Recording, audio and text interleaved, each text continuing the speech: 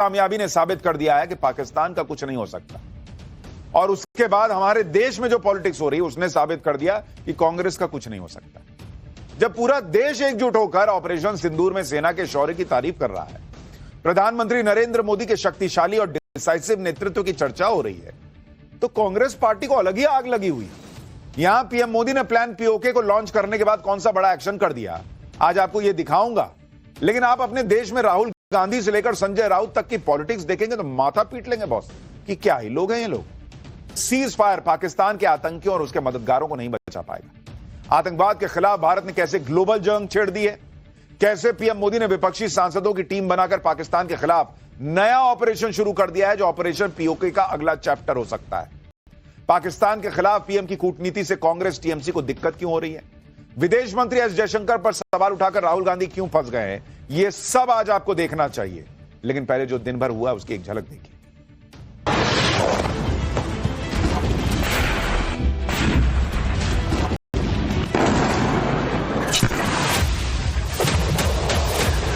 Party और कांग्रेस के नेता कितने गिरेंगे ये इससे पता चलता है। दिस क्वेश्चन आपको किसने लिख के दिए थे?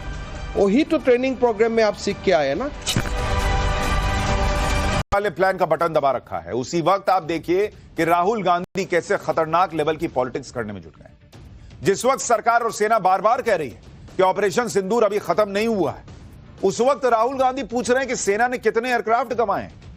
राहुल गांधी ने शनिवार को यही कहा और आज फिर कह रहे हैं। राहुल गांधी ने ट्वीट किया कि विदेश मंत्री एस जयशंकर चुप हैं, उनकी ये चुप्पी बहुत कुछ कह रही है, ये निंदनीय है। और आगे राहुल गांधी ने लिखा कि इसलिए वो दोबारा पूछेंगे कि पाकिस्तान को हमले का पता होने की वजह से हमने कितने भारतीय एयरक्राफ्ट गंवाए। आगे राहुल गांधी ने लिखा यह सिर्फ चूक नहीं थी, यह अपराध था और देश को सच्चाई जानने का हक है। इससे पहले कल भी राहुल गांधी ने विदेश मंत्री एस जयशंकर का एक बयान शेयर करते हुए ट्वीट किया था और लिखा था कि हमला करने से पहले पाकिस्तान को बताना एक अपराध था। विदेश मंत्री ने इसे सार्वजनिक तौर पर स्वीकार किया है। इसकी मंजूरी किसने दी, इसके नतीजे में हमारी एयरफोर्स ने कितने एयरक्राफ्ट गंवा दिए। यानी राहुल गांधी के निशाने पर दो लोग हैं, एक प्रधानमंत्री नरेंद्र मोदी और दूसरा एस जयशंकर।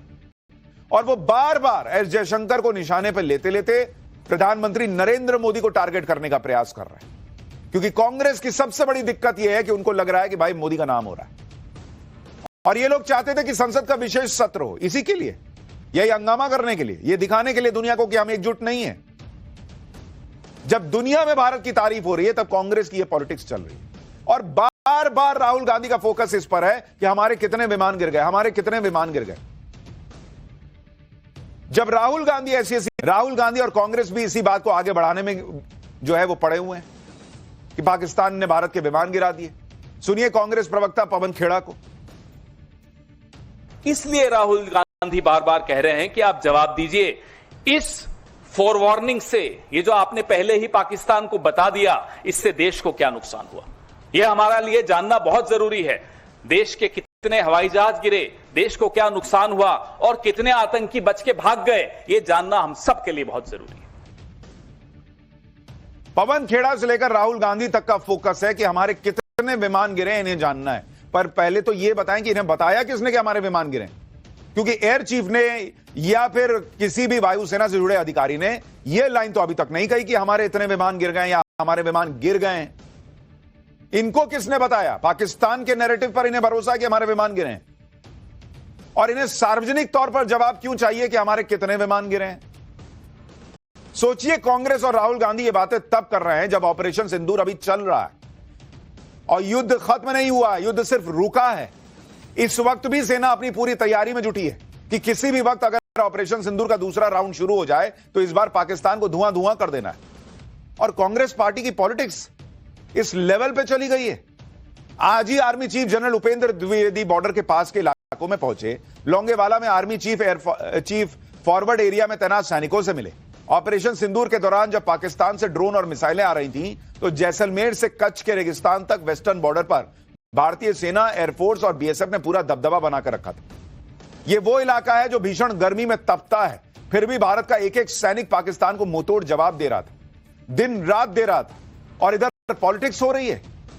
इन हालात में पूछा जा रहा है कि भारतीय सेना ने कितने विमान गंवाए, वहां कितनों को फोड़ दिया, पाकिस्तान में कैसे घर में घुस के मार दिया, इसका इनको क्रेडिट नहीं है देना है भारत को, भारतीय सेना को। हमारे कितने गिरे? अरे युद्ध है भाई, अगर गिरी गया होगा एक दो तो क्या हो गया, ऐसा क्या जानना है आपको?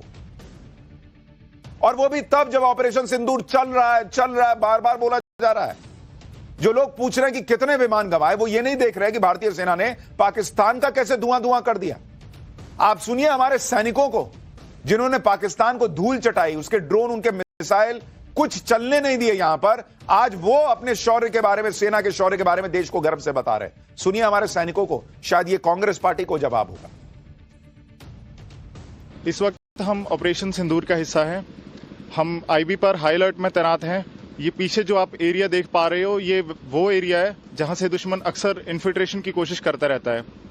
और ऐसी ही एक कोशिश उन्होंने 8 और 9 मई की रात को की थी। 8 और 9 मई की रात को दुश्मन ने हमारे ऊपर अचानक फायरिंग की और उस फायरिंग की आड़ में उसने इन्फिल्ट्रेशन की कोशिश की। मैंने और मेरे साथियों ने उस इन्फिल्ट्रेशन की कोशिश को अपने ऑब्जर्वेशन इक्विपमेंट की मदद से डिटेक्ट किया, दुश्मन पर अचूक फायरिंग की और उसकी घुसपैठ की कोशिश को नाकाम किया। हमारी फायरिंग का नतीजा ये निकला कि सुबह तक दुश्मन अपने घुटनों पर आ गया और उसने अपनी पोस्ट पर व्हाइट फ्लैग लहरा दिया। हम अपने देशवासियों को यह यकीन दिलाते हैं कि जब तक भारतीय सेना देश की सरहदों पर तैनात है, तब तक कोई भी इस देश की तरफ आंख उठाकर नहीं देख सकता।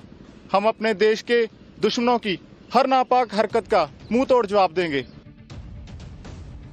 देश के सैनिकों को सलाम है बॉस, लेकिन अफसोस होता है जिस लेवल की पॉलिटिक्स राहुल गांधी और कांग्रेस पार्टी कर रहे हैं उसको देखकर। सेना का मनोबल तो हाई है, देश का मनोबल हाई है, लेकिन कांग्रेस पार्टी की पॉलिटिक्स ऐसी है जो इस मनोबल को नीचे ला सकती।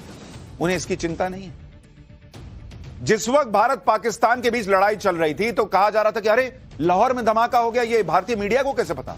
कराची में हो गया, ये कैसे पता? उनका विमान गिर गया, ये आपको कैसे पता? यहां उनको सारी चीज में सेना का ऑफिशियल वर्जन चाहिए था एक इकोसिस्टम को।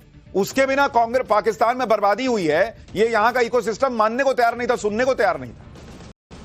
लेकिन जब अभी हमारी सेना ने एक बार भी नहीं कहा कि हमारा विमान गिरा है, इनको जानना है कितना विमान गिरा है। क्यों भाई, क्यों जानना है? अभी तो ऑपरेशन सिंदूर चल रहा है, अभी तो पाकिस्तान ने सिर्फ ट्रेलर देखा है और अभी तो पाकिस्तान पर सिर्फ 10% गोला बारूद हमने बरसाया है, अभी तो 90% बाकी है। सुनिए, आप इसी बात से अनुमान लगा लीजिए कि 3 दिन में हमारी ground based air defence weapons और आर्मी एयर डिफेंस का सिर्फ 10% एम्यूनिशन ही एक्सपेंड हुआ था। I must tell you this, हमारे jawans they were charged up. जैसे ही कन्फ्लिक्ट के डेज बढ़ते जा रहे थे, they were full of josh and shooting down drones with more accuracy. जब एक एक सैनिक आज भी अलर्ट मोड में है, बॉर्डर पर पूरी नजर रखी जा रही है, पाकिस्तान को मुंहतोड़ जवाब फिर से देने की तैयारी है, तो इस वक्त यह सवाल पूछने का क्या मतलब है कि भारत ने कितने विमान गिरा? यह सब देखना सेना का काम है और वो ये देख भी लेगी। लेकिन कांग्रेस की राजनीति का स्तर इतना नीचे चला गया है कि जिस वक्त भारत जबरदस्त तरीके से कूटनीति करने में जुटा है, अपनी ताकत से पाकिस्तान को कूटनीतिक तौर पर जवाब दे रहा है, पाकिस्तान के झूठ को एक्सपोज कर रहा है, उस वक्त कांग्रेस भारत के विदेश मंत्री को गद्दार जैसे शब्द कह रही है। सुनिए कांग्रेस प्रवक्ता पवन खेड़ा ने आज क्या कहा है। जयशंकर जी खुद प्रेस एजेंसीज को सामने बैठाकर और खुद बता रहे हैं कि हमने पाकिस्तान के आतंकी ठिकानों पर हमला करने से पहले पाकिस्तान को सूचित कर दिया था। अब यह सूचित करने का क्या मतलब होता है? इतना भरोसा है आपको आतंकियों पर कि आप सूचित कर देंगे और वो वहीं रहेंगे या वो चुपचाप बैठेंगे? यह भरोसा है आपको उन आतंकियों पे? रिश्ता क्या है आपका? कैसे आप बोल रहे हो उनको? क्यों बताया आपने उनको? और इसको आप क्या कूटनीति कहेंगे? ये डिप्लोमेट रहे हुए हैं। आज जो देश के विदेश मंत्री हैं, ये एक राजदूत रहे हुए हैं, आईएफएस ऑफिसर रहे हुए हैं।